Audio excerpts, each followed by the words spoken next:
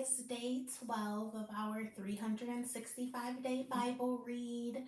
By day 365, we would have finished the entire Old Testament and New Testament. And today I'm just going to get started because I don't want my babies to wake up. I'm getting started late. And yeah, so I'm just going to just hop right on and just get started right now. Today we're going to be reading from Genesis chapters 29 and 30, and then we're going to do the Bible study for Genesis 29 and 30. And then from the New Testament, we're going to read Matthew chapter 10, verse 1 through 23. And then tomorrow, we're going to read verse 24 through 42 of Matthew chapter 10. And then we'll just do the entire Bible study for the entire chapter instead of splitting it up. And remember, I am following the reading guide for reading the ESV Bible in a year from esv.org. If you wanted to follow along from their reading plan, also I'm starting from January. My day one was from January 1st. I'm not starting from like April and going through. I started from January 1st and I'm just following the reading plan from there. So, yes, but all right. So I'm going to get started from Genesis chapters 29 and 30 and then the Bible study after. Jacob marries Leah and Rachel. When Jacob went on his journey and came to the land of the people of the east, as he looked, he saw a well in the field, and behold, three flocks of sheep lying beside it, for out of that well the flocks were watered. The stone on the well's mouth was large, and when all the flocks were gathered there, the shepherds would roll the stone from the mouth of the well and water the sheep, and put the stone back in its place over the mouth of the well. Jacob said to them, "My brothers, where do you come from?" They said, "We are from Haran." He said to them, "Do you know Laban, the son of Nahor?" They said, "We know him." He said to them, "Is it well with him?" They said, "It is well, and see, Rachel, his daughter, is coming with the sheep." He said, "Behold, it is still high day. It is not time for the livestock to be gathered together. Water the sheep and go, pasture them." But they said, "We cannot until all the flocks are gathered together and the stone is rolled from the mouth of the well. Then we water the sheep." While he was still speaking with them, Rachel came with her father's sheep, for she was a shepherdess. Now as soon as Jacob saw Rachel, the daughter of Laban, his mother's brother, and the sheep of Laban, his mother's brother, Jacob came near and rolled the stone from the well's mouth and watered the flock of Laban, his mother's brother. Then Jacob kissed Rachel and wept aloud. And Jacob told Rachel that he was her father's kinsman, and that he was Rebekah's son. And she ran and told her father. As soon as Laban heard the news about Jacob, his sister's son, he ran to meet him and embraced him and kissed him and brought him to his house. Jacob told Laban all these things, and Laban said to him, "Surely you are my bone and my flesh." And he stayed with him a month. Then Laban said to Jacob, "Because you are my kinsman, should you therefore serve me for nothing? Tell me, what shall your wages be?" Now Laban had two daughters. The name of the older was Leah, and the name of the younger was Rachel. Leah's eyes were weak, but Rachel was beautiful in form and appearance.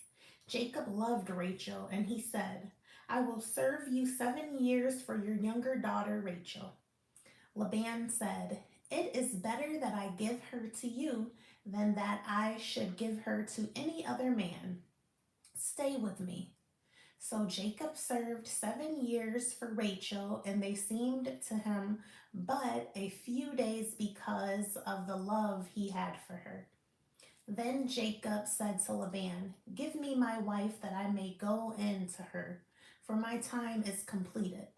So Laban gathered together all the people of the place and made a feast. But in the evening he took his daughter Leah and brought her to Jacob, and he went in to her. Laban gave his female servant Zilpah to his daughter Leah to be her servant. And in the morning, behold, it was Leah. And Jacob said to Laban, "What is this you have done to me? Did I not serve you for Rachel?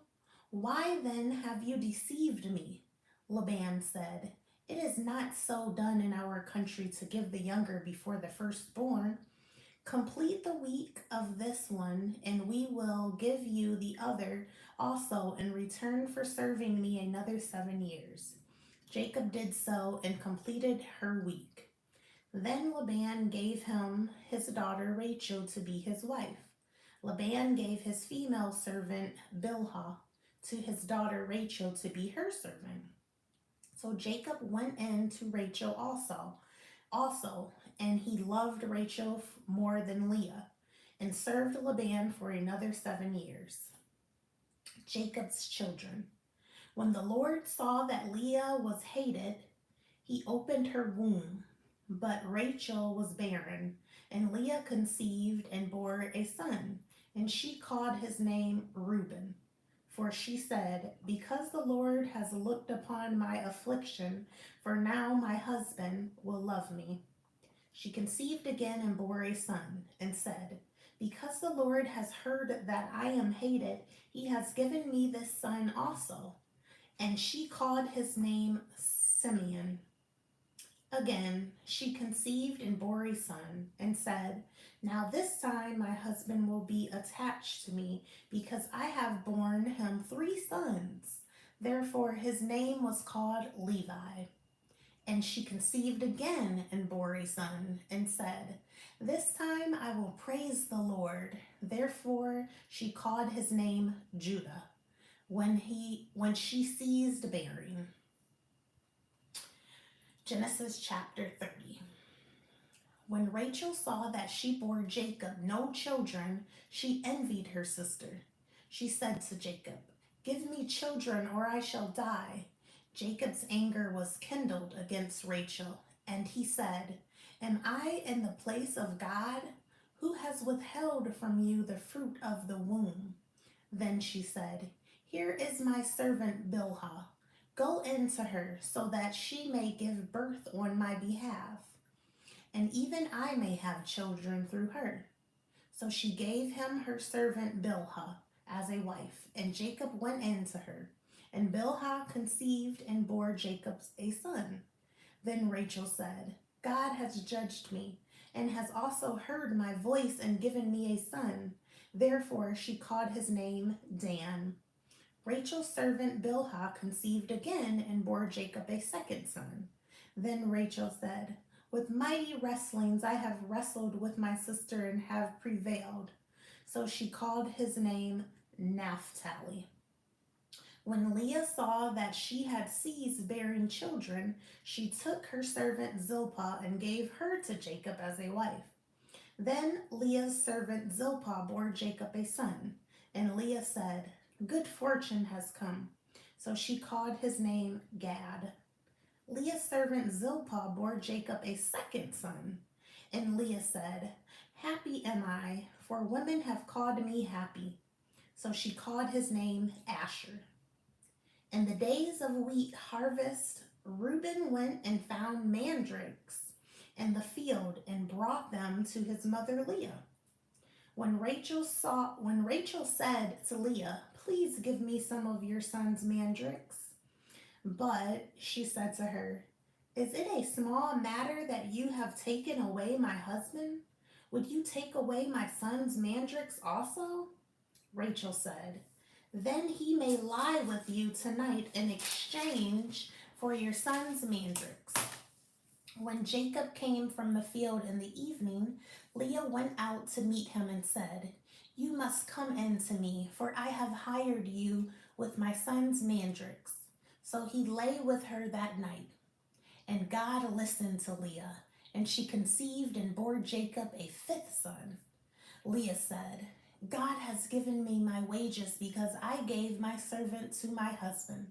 So she called his name Issachar. And Leah conceived again, and she bore Jacob a sixth son. Then Leah said, "God has endowed me with a good endowment. Now my husband will honor me because I have borne him six sons." So she called his name Zebulun. Afterward, she bore a daughter and called her name Dinah. Then God remembered Rachel, and God listened to her and opened her womb. She conceived and bore a son and said, "God has taken away my reproach." And she called his name Joseph, saying, "May the Lord add to me another son." Jacob's prosperity. As soon as Rachel had borne Joseph, Jacob said to Laban, "Send me away that I may go to my own home and country. Give me my wives and my children for whom I have served you, that I may go, for you know the service that I have given you." But Laban said to him, "If I have found favor in your sight, I have learned my divination, that the Lord has blessed me because of you. Name your wages and I will give it." Jacob said to him, "You yourself know how I have served you, and how your livestock has fared with me. For you have little before I came, for you had little before I came, and it has increased abundantly. And the Lord has blessed you wherever I turned. But now when shall I provide for my own household also?" He said, "What shall I give you?" Jacob said, "You shall not give me anything. If you will do this for me, I will again pasture your flock and keep it. Let me pass through all your flock today, removing from it every speckled and spotted sheep and every black lamb, and the spotted and speckled among the goats, and they shall be my wages.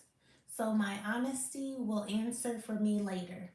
When you come to look into my wages with you, every one that is not speckled and spotted among the goats and black among the lambs, if found with me, shall be counted stolen." Laban said, "Good, let it be as you have said." But that day Laban removed the male goats that were striped and spotted, and all the female goats that were speckled and spotted, every one that had white on it, and every lamb that was black, and put them in the charge of his sons. Put them in the charge of his sons, yes. And he set a distance of 3 days' journey between him and Jacob pastured the rest of Laban's flock. Then Jacob took fresh sticks of poplar and almond and plane trees and peeled white streaks in them, exposing the white of the sticks. He set the sticks that he had peeled in front of the flocks in the troughs, that is, the watering places, where the flocks came to drink. And since they bred when they came to drink, the flocks bred in front of the sticks. And so the flocks brought forth striped, speckled, and spotted. And Jacob separated the lambs and set the faces of the flocks toward the striped and all the black in the flock of Laban. He put his own droves apart and did not put them with Laban's flock. Whenever the stronger of the flock were breeding, Jacob would lay the sticks in the troughs before the eyes of the flock, that they might breed among the sticks. But for the feebler of the flock, he would not lay them there. So the feebler would be Laban's and the stronger Jacob's. Thus the man increased greatly and had large flocks, female servants and male servants, and camels and donkeys. Okay, so that was Genesis chapter 29 and 30 that we have read, and now I'm going to go on and do the Bible study for Genesis chapter 29 and 30, and then from the New Testament, I'll go on to read Matthew chapter 10, verse 1 through 23 only today, and tomorrow we will read verse 24 through 42, I believe it goes to. And then we'll do the Bible study for that entire chapter tomorrow. But okay, so here is the study for Genesis chapter 29 and 30. Genesis chapter 29 Bible study. How was Rachel related to Jacob? Rachel was his mother's niece, her brother's daughter. What was Rachel's work? Rachel was a shepherdess. What did Jacob ask from Laban as payment for his work? Jacob wanted Rachel as his wife. Whom did Laban give to Jacob in marriage? Laban gave his other daughter Leah as Jacob's wife. When did Jacob marry Rachel? Jacob married Rachel 7 days later. How much longer did Jacob serve Laban? Jacob had to work another 7 years for Rachel. What are the names of Leah's first 4 sons and the meaning of their names? Leah's sons were Reuben, his name means a son, Simeon, which means herd, Levi, attached, Judah, praise. Genesis chapter 30 Bible study. What sons were born to Bilhah? What does each name mean? Dan, which means judge. Naphtali means my wrestling. What sons were born to Zilpah? What does each name mean? Gad, which means troop or fortune, and Asher, which means happy. What did Rachel want from Leah's son, Reuben? She wanted some mandrakes. Why did she want these from Leah?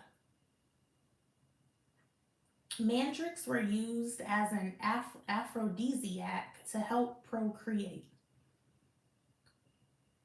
What was the proposed trade between Rachel and Leah? Rachel would allow Leah to lie with Abraham for the mandrakes. Name Leah's last sons and the meaning of their names. Issachar, which means wages, and Zebulon, which means dwelling. What daughter was born to Leah? Zena was born. What is the meaning of her name? Dinah means judgment. What son was born to Rachel? Joseph was born to Rachel. What is the meaning of his name? His name means he will add. When was he born? In the 14th year of serving Laban. Why did Laban want Jacob to stay longer?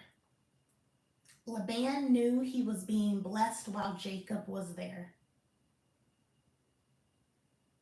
What did Jacob want as wages this time? Jacob wanted only the spotted and specked sheep and the brown colored lambs. What did Jacob use to help the livestock multiply?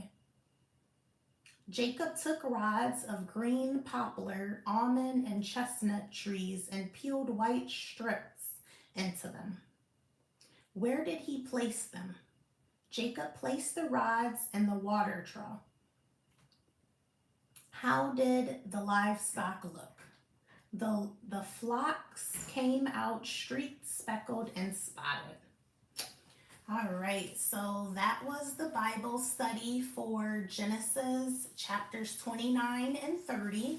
And I am now going to start from the New Testament, Matthew chapter 10, verse 1 through 23. And then tomorrow we will read Matthew chapter 10, verse 24 through 42. And we'll do the Bible study for the entire Matthew chapter 10 tomorrow. And again, I am following the Bible reading plan to read the Bible in one whole year from esv.org. And my day one was from starting at January 1st, not starting from April, but I started from January 1st and just going through the year. Alrighty, so Matthew chapter 10. The 12 apostles. And he called to him his 12 disciples and gave them authority over unclean spirits to cast them out and to heal every disease and every affliction. The names of the 12 apostles are these. First, Simon, who is called Peter, and Andrew his brother, James the son of Zebedee, and John his brother, Philip and Bartholomew, Thomas and Matthew the tax collector, James the son of Alphaeus, and Thaddeus, Simon the Zealot, and Judas Iscariot, who betrayed him. Jesus sends out the 12 apostles.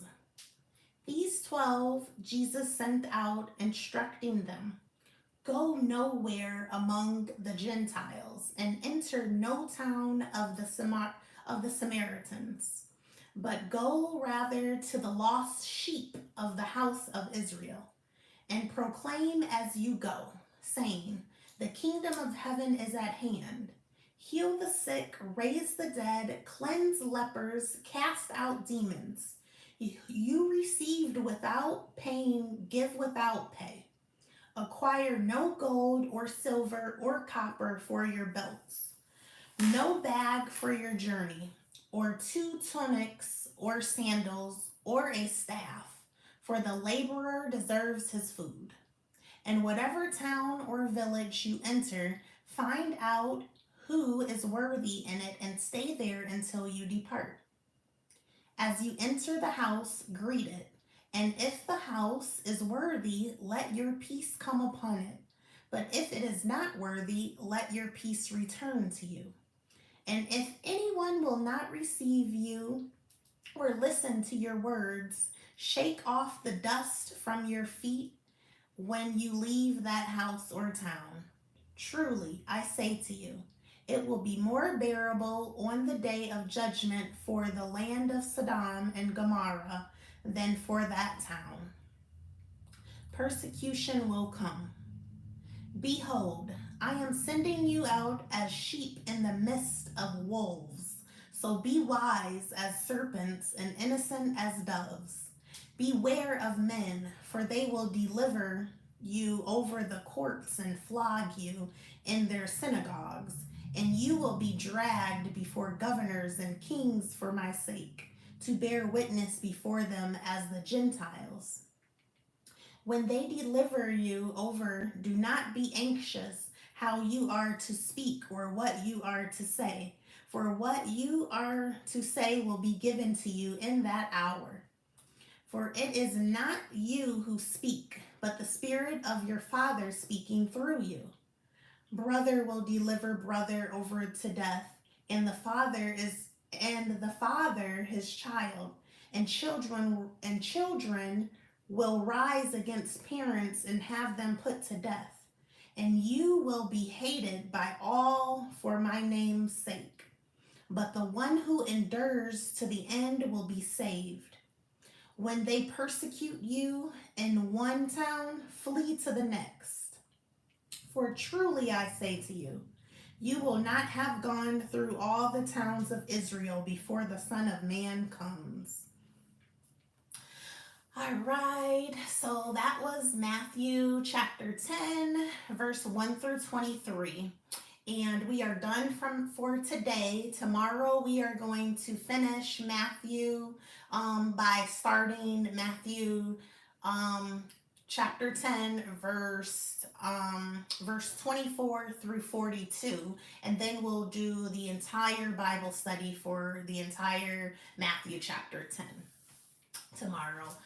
So, okay, thank you guys for being here today. I'm excited for you on this journey. I'm excited for me. We are doing this. We set out to accomplish something, and God is going to see us through.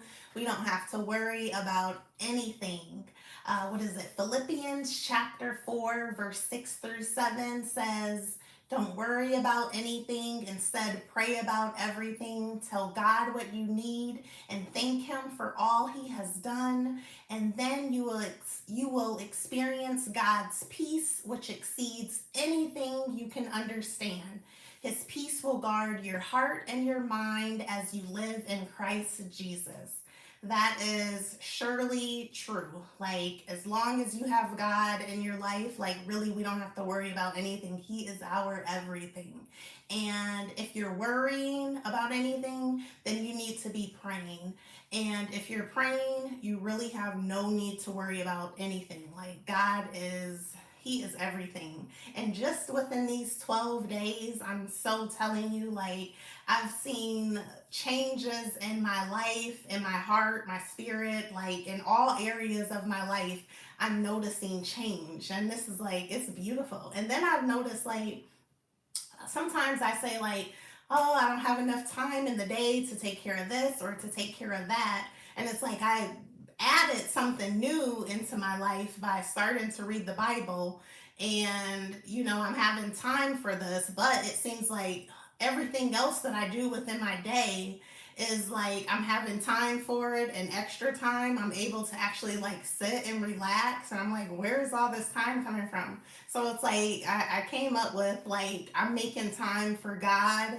So He's making time for me. Like He's giving me time. Like it's just life just seems so much easier. I can't explain it, but it's beautiful. God is amazing, and I am so blessed to be rocking with the number one king, the creator of this world. It's like, why wouldn't I make time for him? Because he created everything in existence. He created me and everything I have in this entire world. So it's like, why wouldn't I want to be? He's a winner. God is a winner. So it's like I want to rock with the winners. I'm with God and Jesus all day. So I'm on the winning team, and I'm excited you're on the winning team with me.